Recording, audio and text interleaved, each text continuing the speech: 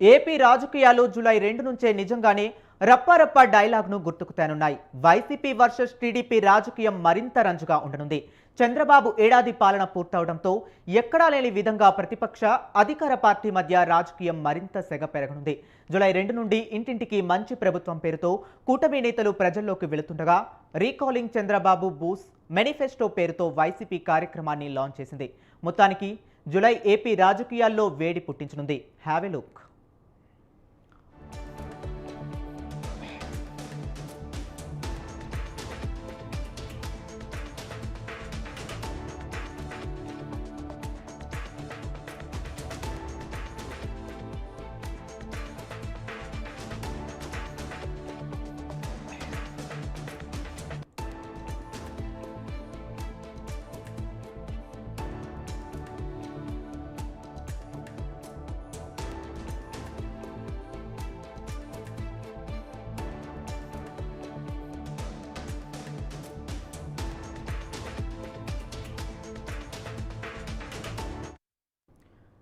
ఏపీలో గతేడాది సార్వత్రిక ఎన్నికలు జరిగి కూటమి భారీ మెజారిటీతో అధికారంలోకి వచ్చింది. ఏకంగా 164 సీట్లతో దుర్భేద్యంగా ఉన్న కూటమి సర్కార్ తాజాగా ఏడాది పాలన కూడా పూర్తి చేసుకుంది.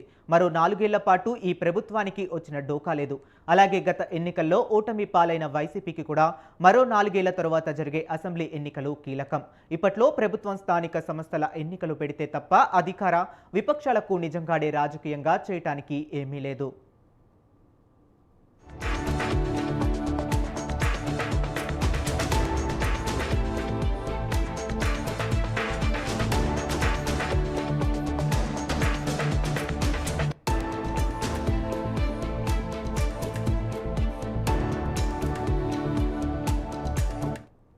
కానీ క్షేత్రస్థాయిలో పరిస్థితి మాత్రం ఇందుకు భిన్నంగా కనిపిస్తుంది. ఇచ్చిన హామీలు నిలబెట్టుకునేందుకు తొలి కేబినెట్లో కొన్ని సంతకాలు చేసి జనంలో ఆశలు కల్పించినా వెంటనే నెరవేర్చకపోవడంతో జనంలో అసంతృప్తి జాడలు కనిపిస్తున్నాయి. వీటిని సొమ్ము చేసుకునేందుకు సహజంగానే ప్రతిపక్ష వైసీపీ రంగంలోకి దిగింది. వైఎస్ జగన్ ప్రతి వారం ఏదో ఒక ప్రాంతానికి వెళుతూ అక్కడి సమస్యలను హైలైట్ చేసేందుకు ప్రయత్నిస్తున్నారు. దీంతో ఇది ప్రభుత్వానికి ఇబ్బందికరంగా మారుతుంది. ఈ నేపథ్యంలో చంద్రబాబు ఓ నిర్ణయం తీసుకున్నారు. ఆ వెంటనే జగన్ కూడా మరో నిర్ణయం తీసేసుకున్నారు.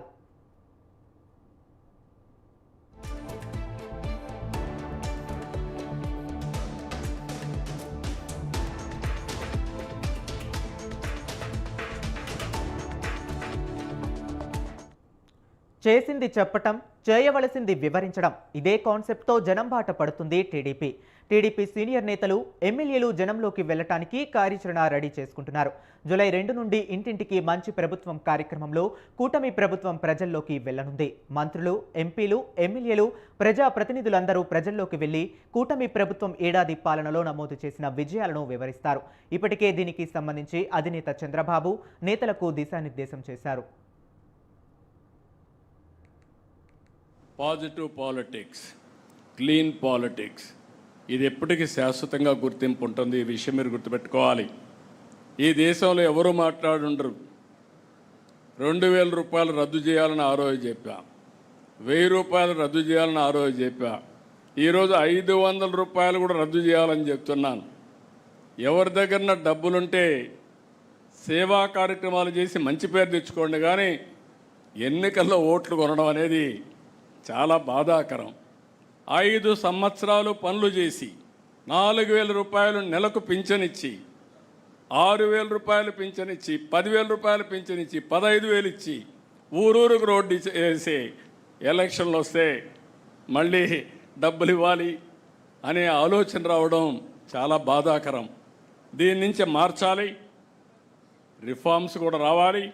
అదే సమయంలో పదే చర్చ కూడా జరగాల్సిన అవసరం ఉంది.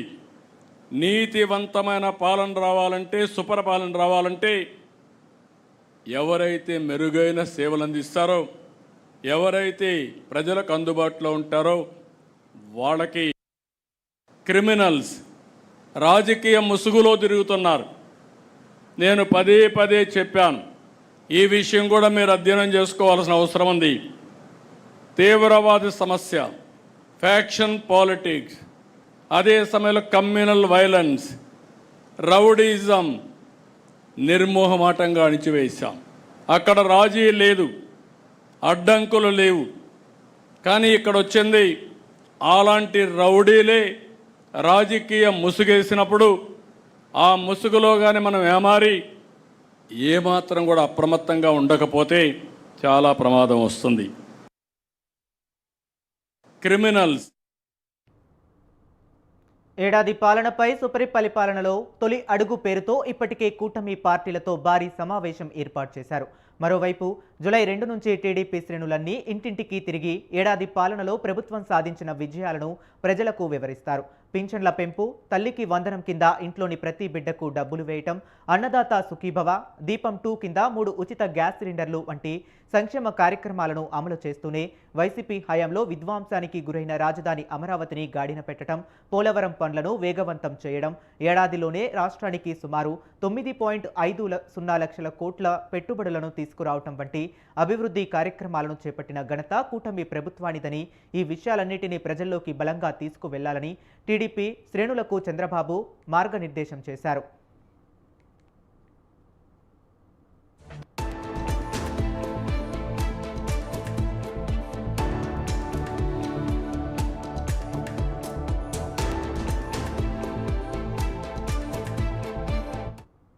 ఈ కార్యక్రమం ద్వారా వైసీపీ చేసే దుష్ప్రచారాన్ని కూడా అడ్డుకోవాలని చంద్రబాబు పిలుపునిచ్చారు.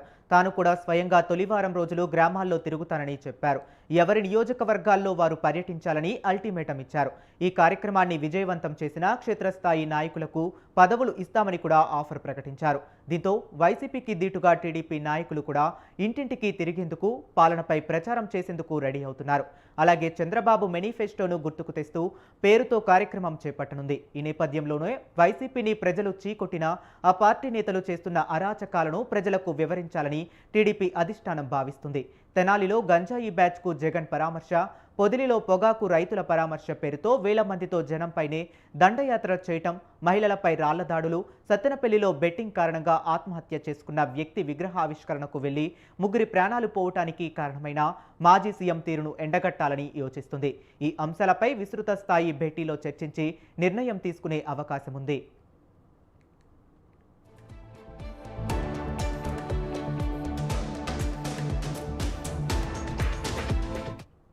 గతంలో తాము చేసిన తప్పులు పునరావృతం కాకూడదని చంద్రబాబు గట్టిగా హెచ్చరించారు. నిజం గడప దాటేలోగా అబద్ధం ఊరంతా చుట్టి వస్తుంది. అప్రమత్తంగా ఉండాలని కార్యకర్తలకు సూచించారు. మనం చేస్తున్న మంచిని ఎంత బలంగా వివరిస్తామో వారి కుట్రలను కూడా అదే స్థాయిలో ప్రజలకు వివరించాలి అని చంద్రబాబు స్పష్టం చేశారు. ప్రజల్లోకి వెళ్లడానికి ఎలాంటి నామోషి వద్దు. చేసిన పనులతో పాటు చేయలేని పనులకు గల కారణాలను కూడా వివరించాలి. ప్రజలకు ఎంత దగ్గరగా ఉంటే వారు అంతగా ఆదరిస్తారు, లేదంటే నిర్మోహమాటంగా టాటా చెప్పేస్తారు. ప్రజల ఆకాంక్షలకు అనుగుణంగా మన పనితీరు ఉండాలి అని సూచించారు. తద్వారా ఎమ్మెల్యేలను జనంలోకి పంపితే ఉన్న కొద్దో గొప్పో అసంతృప్తి తగ్గే అవకాశం ఉందని చంద్రబాబు భావిస్తున్నారు.